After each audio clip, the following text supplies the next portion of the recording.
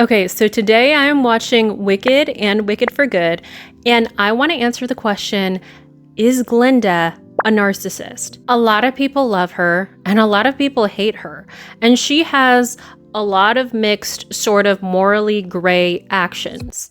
So in this video, I wanted to break down if she's a narcissist and what we can learn from Glinda's arc in all of Wicked. Let's get into it. So first of all, I will answer the question right now. Is Glinda a narcissist or not? I don't think she is, but I think she has narcissistic tendencies and she is generally problematic. So right off the bat, I think she doesn't come across as someone who's super immoral. She seems to really emphasize her image. A lot of image-based people get the unfortunate mislabel of being bad people, of being narcissistic. And this alone doesn't make you narcissistic. I mean, for her, she's like she wants, and she already has the ambition and goal to be like, I want to be a great sorcerer. I want to be a great. I want to be known. And she already is like, I have to establish my brand. Everything is pink. Everything I wear is pink. Everything I own is pink. She already is like, I have to establish that everyone knows my brand and what I'm about. So this is a really positive trait. But to be honest, what I will say is this comes across as really self-protective. And you can already tell, a lot of people probably tell that that's coming from a little bit of insecurity about image. You know, she's probably like, if I do not appear perfect, if I do not have everything pink, if no one knows what I'm about, I do not feel safe. So there's a part of this that is very protective. And it can be, a survival tactic. As long as everyone knows that I'm pretty, that I'm perfect, that I love pink, and, they know what my goals are, and if I present myself a certain way, I should be respected. I should gain the respect that I'm asking for, and people would be less likely to question me and what I'm about. And right away, obviously, that's really smart. That's what you should do when you market yourself. If you're trying to be any sort of public figure, of course, if you're trying to be a person in the world, it's easier, not easier, but it's better to just be like, I want to be the type of person who shows everyone who I am without me even saying a word. And that is how Glinda comes across. Now, she also, in this opening scene, she does seem very, I don't know if self-obsessed is the right word, but she very much pays attention to herself a lot. She's very aware of how she's presented. She really wants everybody to like her, and she wants admiration.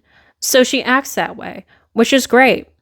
Now, a lot of narcissistic people also act this way, but it doesn't mean that by default being like that makes you narcissistic. I'll get to what makes someone narcissistic later. Glinda just generally is like, I want to be popular. I want to be liked. And she's even saying here that, she wants everyone to know that she's a great person, that she's altruistic. It's interesting, though, because she reaches the gray area when she meets Elphaba. So right away, she is really struck by her appearance here. And it's sad because she's just saying right here, she's like, I'm going to, major in sorcery so that I can fix your problem. And a couple of things to break down there. So she's saying, first of all, because this person's image is something that would not be protected by society, because this person's image is a problem to society, I feel the need to protect it. And this is in my head what is going to protect her. She puts so much emphasis on public image that she thinks this person needs to be fixed. Which, back and forth, which in a way is true because Elphaba isn't protected. Elphaba is vulnerable because of the way her green skin looks. And so in Glinda's mind, she really thinks she is helping. She thinks she is the solution, the obvious solution to a public image problem. And she's half right. You know, it is right that this person will receive, you know, unwanted attention. But also what Glinda says is she says, I will major in sorcery. I will, you know, use my image. I will use myself in building up my own ego to help you. Like she doesn't think the solution is I will help people accept you as you are and I'll care about you. She thinks the solution is I have to build up my identity so that I can help you fix yours. And so I think in the beginning here, we see Glinda in her head thinks she's helping because she thinks public image is protective. Using your public image in the best way is protective. And so in her head, she thinks that that is the most morally, the most important thing to keep yourself safe and to show that you care. So right away, she does not come off as consciously immoral or bad, but she does emphasize identity and sort of, in a way, the positive form of ego. And I will say this is the best usage of ego. This is the most positive use of ego. And it unfortunately does get into a shallow zone because obviously her biggest issue is that it is surface level. Like she is not morally aware. And I think, remember that part, because I think her whole arc is to become good. Her whole arc is to be deeper and to be more aware of morals and not just be based on image. So that's why Glinda's arc is becoming a person who can finally be called Glinda the Good. And right now, she doesn't really fully fall under that branding. She's trying to figure out how to become that. But see, here's where she starts to get problematic. She essentially is trying to establish her dominance over Elphaba. You know, she's trying to say, like, in some ways, you could also read this scene as like her being a mean girl. I think in her head, she's convinced she's helping, but that's still problematic because she lacks the awareness of this person needing more empathy. So I think for me, it is dangerous to not have enough empathy because you either turn really narcissistic and uncaring, or you also just get hurt from being too shallow. And I think Glinda eventually gets hurt and she sees people become hurt because she is too image-based. Right now, she comes off a bit too, I don't know if delusional is the right word, but she seems to think that just her image is going to get her everywhere. And maybe some of her smarts too, but she seems to think her sort of social graces, how she presents herself, you know, like being good with people, being charming is going to get her everywhere. She's right, that's going to help, but she still lacks empathic moral awareness or greater depth that'll get her farther. People who are really public image based, I mean, I don't think it's too far off to say that some of them can dip into the narcissistic zone if they don't check themselves, right? So with Glinda, we see her do this a couple of times. So in the first Wicked movie, the first red flag that she falls into a narcissistic category is this scene. I'd give it away. So she and her friends decide purposely that they want to publicly humiliate Elphaba. They want to purposely hurt her. The thing is, I think one of the best ways that we can describe a narcissist is somebody who lacks empathy, who doesn't think about how their actions actually hurt people. I think this is the first instance where we see Glinda lack the empathy and intentionally actually want to hurt somebody. You can say she goes into narcissistic territory. She's at least bullying, right? Which which lacks empathy, you know? So I would say that's a narcissistic tendency. It doesn't mean she's a full narcissist, but she does these little things that lack empathy and they end up hurting people. So, and she is manipulative. So she has Elphaba wear the hat, but the narcissistic tendency doesn't stick because she realizes that she made Elphaba feel bad. She realizes that Elphaba also did something for her. So it's still a little tit for tat. It's still not completely morally good. But because Elphaba did something for her, something clicked in her and she was like, oh, at the very least she goes, oh, that means that I must do something good for her. Like mechanically, she probably knows that that's how it's supposed to work. I don't think that the deeper empathy was really there to recognize that she shouldn't do that in the first place, you know? So she isn't a narcissist because in moments like this, she catches herself. And the narcissistic, the bullying, the manipulation tendency doesn't stick. So here she immediately apologizes. She realized it was wrong. And then she decides, okay, I must show her care. I must correct this. I have to do well. And even though she's obsessed with herself still, and it's still about like, oh, I need to be better. And I need her to know that I'm a better person, you know, like it still is more good than it is narcissistic. One of the ways that she knows how to show care is still very public image based. We sing Popular. She says, the way that I can show care is I'm going to show you that I want you protected. The way I see protected is your public image still needs to be fixed in my eyes. So we sing Popular. She tries to make her popular. She tries to give her a makeover. And we even talk about in this song, basically Glinda's whole philosophy. It's that, sure, there were great people. They were smart. They were talented. But what really got them their success was because people liked them, was because they had great public images, because they were popular, you know? So we see Glinda's whole shtick is not only it good to be popular, not only does it, you know, feel good to the ego, but that is how you get places. To her, the public image, the popularity, the looks are strategic and they are survival.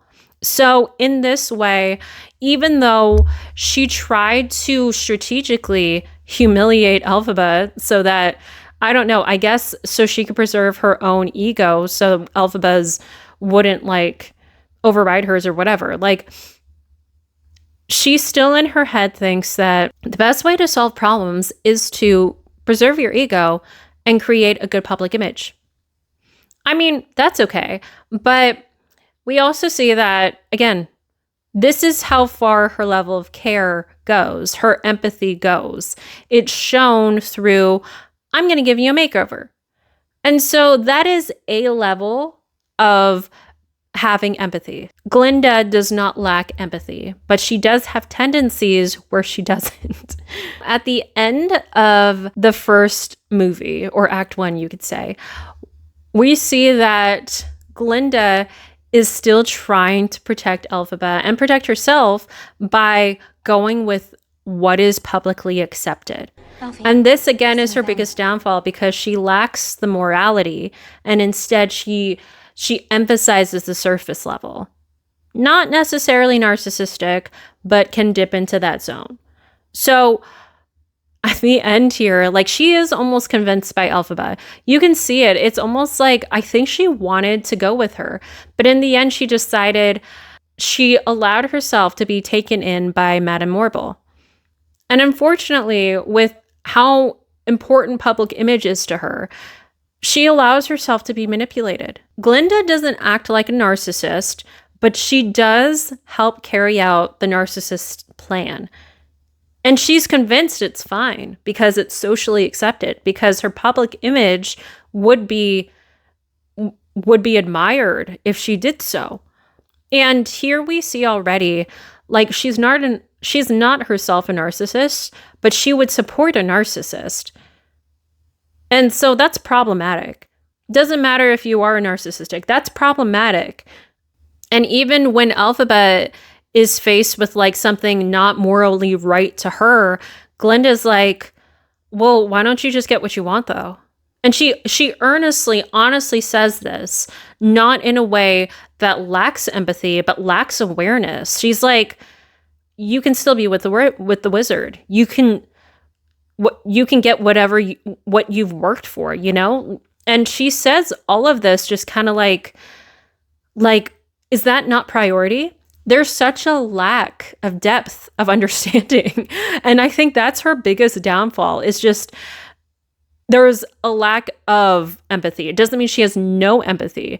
There is like minimal, there is almost uneducated empathy like that she has. And it causes her to give in and help and support a narcissistic system. In the beginning of Wicked for Good, Glinda is pretty problematic, but it's almost like, woo, she honestly is part of the campaign against her empathic friend, against the scapegoat, Elphaba.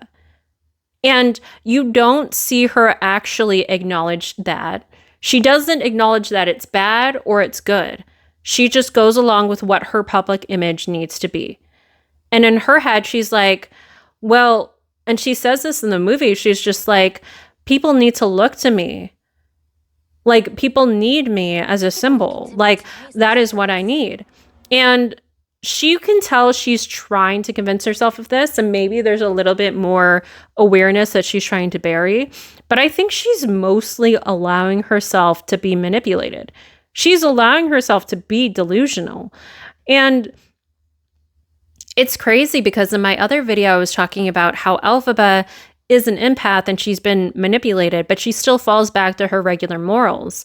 With Glinda, I think she falls in line with public image rules, but she's also still susceptible to being impressionable. Overall, it seems like she wants to be liked. She wants to be accepted.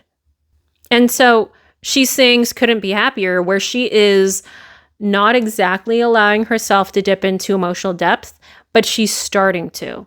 And it's very interesting because you see with these two characters, with Elphaba and with Glinda, the two of them started off the movie, the musical, with their major survival patterns that are opposite.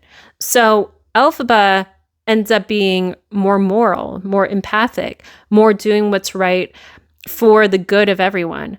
And then Glinda basically emphasizes, well, I have to do what makes everyone like me. I have to do what is right to keep up with appearances.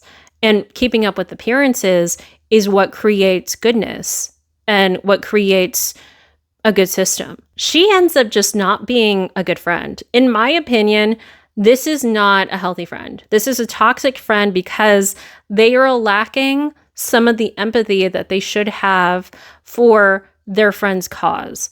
So I think in her head, when she talks to Fiyero, she says she doesn't want to be found. And Fiyero calls her out and he's just like, well, you just seem to want to feed this beast. You want to feed the system. You're not even trying to find her. And in Glinda's head, she's convinced herself like, no, this is what she wants. This is what she wants. That means I care. That means I care. And she is still feeding. She's allowing everything to happen, including her being part of the campaign, in order to bring her friend down. She is not self-aware enough to realize that she is helping a narcissist bring her friend down. She lacks the empathy to understand that. But she has a little bit of distorted empathy, but she lacks most of the empathy to understand that. And so she thinks the solution is to reason with the narcissist. Again, she herself is not the narcissist, but she would take the side of the narcissist because she thinks that protects her. And she becomes manipulative. She was already strategic. She already knew how to be publicly like people-pleasy, how to work people, how to charm people in a manipulative but strategic way. And in a lot of cases, that really helps with politics. That really helps when you're trying to get a mass, like large amount of people to sway a certain way. So you need that. But it still lacks a lot of awareness. And because it doesn't hurt her, she doesn't have to care. She's just like, well, this is better for the whole. They need a public image. They need a person to back. They need an image to follow. So I don't see what's wrong here. Essentially, Glinda goes throughout, seeing everything happening to Elphaba. She sees that there's a campaign that makes, her look evil. She even encounters Elphaba and she's just like, Elphaba, you wouldn't be called evil if you just followed what the wizard, the narcissist, says. And it's really sad that she's so delusional. And the only thing that started to break her out of her delusion was when when a person that she essentially tried to control to marry her, leaves her. He leaves her on their wedding day. Earlier in the movie, Fiyero did seem surprised that he was getting married. And unfortunately, so it's still not good that Fiyero wasn't able to speak up for himself and really leave her earlier. But I will say, I think here is the first instance where Glinda's lack of deeper emotional depth bites her in the ass. So this is the first time we see her lack of deeper empathy and deeper morality actually hurts her. It's when she doesn't realize that Fiyero would leave her on her wedding day. It breaks her perfect persona. And it almost like in this scene, she's like, I'm not that girl. Why wasn't I picked? It's almost like it was hard for her to compute. And this is the first time we see the consequences of her not being more emotionally and morally aware. If she had more empathy, she might have realized, oh, Fiyero, I never asked you if you wanted to get married. Oh, I guess I wasn't paying attention when Fiyero kept saying he wanted to go find Elphaba. I guess I didn't realize and read between the lines and see how much he cares for her. It's over my head. I do not pay attention to these emotional things. And this is the first time where she realizes, oh, that bit me in the ass. That actually hurt me. So there are consequences to being shallow, obviously, but even to yourself, you may think that the consequences might be for everybody else, but as long as your public image is good, it'll be good. But if you are not considering other people's feelings, and if you are not more emotionally and morally aware, you don't know that people will leave you because they want somebody else who is more emotionally and morally aware of their needs, which is what Elphaba was to Fiyero. Then we get led into another time when Glinda acts out and has a narcissistic response. She falls into a narcissistic tendency. She has the idea to manipulate tactics in order to harm someone that Elphaba loves. So she discards any empathy and she purposely tries to hurt her friend. And I guess her other friend. And then Nessa dies. And Glinda's like, I didn't mean for this to go so far. Or like, accidents happen. And then Elphaba gets captured, or they try to capture her and Fiyero. And Glinda's like, I didn't mean for this to go so far. And so here again, you see Glinda sees the consequences of not thinking more morally or emotionally. She was like, I didn't think that would happen. I didn't mean for it to happen. Like, I just wanted to say something that would strategically work to fit. And like, she has moments where if her ego is harmed, if her ego is in danger, she does have her moments of dropping into narcissistic tendencies. And they end up being really hurtful plans, things that hurt the people that she loves. And even though she's betrayed in this moment, it's pretty dark to be like, use her sister. She meant to say, make it a lie. But if she was a little bit more aware, she probably should have realized that could go even darker than what I suggested. And if she really ultimately cared about people's well-being, she'd be like, I can't even suggest it to go that far. Yes, she's acting out of feeling backstabbed, but she probably would have prevented herself from being backstabbed if she was more emotionally aware of the two close people that she had around her. If she was more aware that Fiyero and Elphaba obviously had sort of like fleeting glances at each other, if she was aware that they had a close relationship and they got along, if she picked up on the emotional cues between them, if she paid attention to them a little bit more, she probably would have been like, oh, there might have been something there. But she wasn't. And she just decided it was fine, and I'm just going to manipulate the situation so Fiyero and I get married, and I'm not really going to pay attention to whether or not he likes it. She reaches somewhat narcissistic zone. She's at least pretty manipulative. She is pretty controlling. And the moments where she lacks the empathy and these people get emotionally hurt or physically hurt is when she falls into these narcissistic tendencies. Okay, so now we're getting into territory where I'm just like, girl, I would not be your friend. Right now, I know she becomes good in the end, but like, Fiyero gets captured, and obviously she doesn't physically know how to do anything, but she doesn't really try that hard to help him. She just goes, Fiyero, no, and like does not do that much else to fight for him or his well-being. And then, I mean, first of all, the whole campaign against Elphaba, she did not try harder to be like, well, I think my friend's name should be cleared. I don't think this is right. She just went, well, everything for me is fine. You know, and now that Elphaba is getting this angry mob coming at her, trying to kill her, like, Glinda is finally like, oh my God, I have to go to her and warn her that they're about to kill her. So she does. What's crazy about this whole thing is that she does literally go to Elphaba and she tries to warn her, and then, you know, they decide to part ways and stuff. But, you know, Elphaba locks her in a closet, and Glinda watches. She watches as her friend dies. A couple of different things here. First of all, did you not know when your roommate was taking showers? Did she drink water? Did she ever get water splashed on her? So did you ever figure out or realize that water might not kill her? How did you get convinced that she died, first of all? Second of all, she is watching through a peephole when this girl tries killing her friend.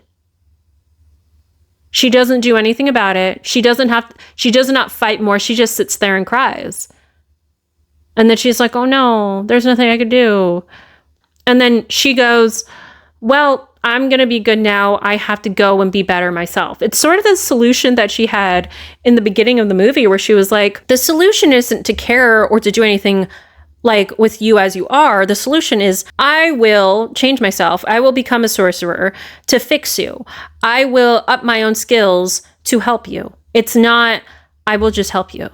Honestly, I wouldn't want this friend. I don't want this friend who just like watches me get attacked or die. You know, like, obviously there's a lot that could have gone into that. She might not have known what she was supposed to do or anything, but there was no fight. There was no moral kick to do anything else but to watch and to be sad. And this level of like lack of awareness is literally allowed her friend to die. Like, in her head, Elphaba just died and she did literally nothing. And there's no extra effort exerted. She's just like, okay, oh no, she died, you know? So then we see at the end of the movie, she's like, okay, everyone around me is gone. She thinks Fiyero died. She thinks Elphaba died. She saw Nessa die. And she doesn't really have any real allies at the end. They all died or something. So in the end, we see that Glinda doesn't have any allies. She, except for the people, all of Oz who love her. But does she have any real friends? Maybe those two friends who just do whatever she wants. But, she said Elphaba was the only friend that mattered. And that friend she let die, and she did nothing to save her or to help her. So at the end of Wicked for Good, she finally decides, oh my God, there are consequences to me not having more emotional awareness, me not having more moral awareness, to me only emphasizing my public image. Things actually are going to hurt other people, and I have to do more. And so it's interesting because when she sings the Girl in the Bubble song, she finally realizes, she's like, I have been delusional for most of my life. Like, I thought just being liked was my only protection. Like, I thought everything pretty was my protection. But see, this is really good because it is showing that Glinda is not a narcissist, but she is delusional enough to fuel a narcissistic person's narcissistic toxic behavior. So Glinda doesn't end the movie entirely good, which I love that choice, but she knows that she needs to become good. And it's crazy because in my review about Elphaba, I kind of compared her magic powers to also being highly sensitive and emotional, but reactive. And it's funny how in the end of Wicked for Good, we see Glinda gaining powers from this book after she gained more sensitivity. It's almost like throughout all of Wicked, we see magic kind of happen at the same time as like good magic is also equal to sort of, magic seems to be granted when you have more emotions, when you have more sensitivity.